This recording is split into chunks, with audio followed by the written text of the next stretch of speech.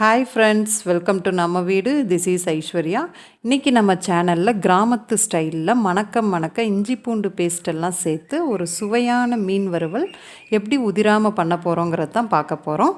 இப்போ தான் நம்ம சேனலை ஃபஸ்ட் டைம் பார்க்குறீங்கன்னா மறக்காமல் சப்ஸ்கிரைப் பண்ணுங்கள், பக்கத்தில் இருக்கிற பெல் ஐக்கானை கிளிக் பண்ணுங்கள். வாங்க வீடியோக்குள்ளே போகலாமா?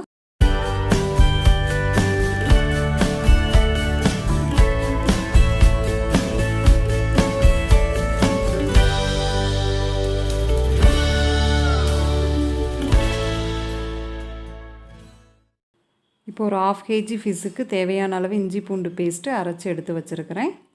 இப்போ அது கூட நார்மலாக யூஸ் பண்ணுற மீன் வறுவல் பவுடர் கொஞ்சம் ஆட் பண்ணிக்கலாம். இப்போது காரத்துக்கு பார்த்திங்கன்னா லைட்டாக வரமிளகாத்தூள் அதோடு சேர்த்துக்கிறோம். உங்களுக்கு காரம் கொஞ்சம் அதிகமாக வேணும்னா இன்னும் கொஞ்சம் ஆட் பண்ணிக்கலாம். இப்போ இந்த மசாலாவோட லைட்டாக தண்ணி விட்டு நல்லா பேஸ்ட்டு மாதிரி மிக்ஸ் பண்ணிக்கிறணும். நல்லா மை மாதிரி நல்லா மிக்ஸ் பண்ணி வச்சுக்கோங்க.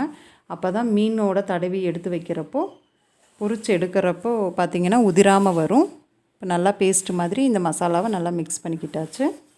இப்போ நான் ரோஸ்ட் பண்ணுறதுக்கு பாறை மீன் எடுத்துருக்கிறேன்.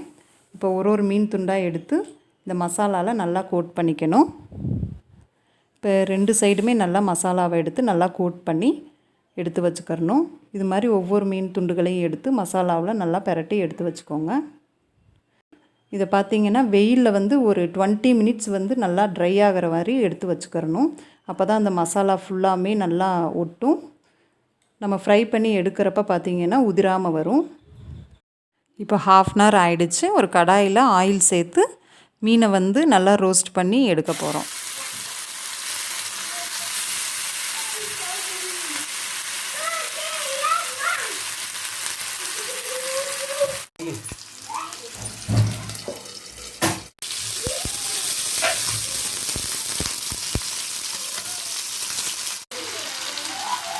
இதெல்லாம் இல்லையா, நாளைக்கு குழம்பு வைக்கணும்.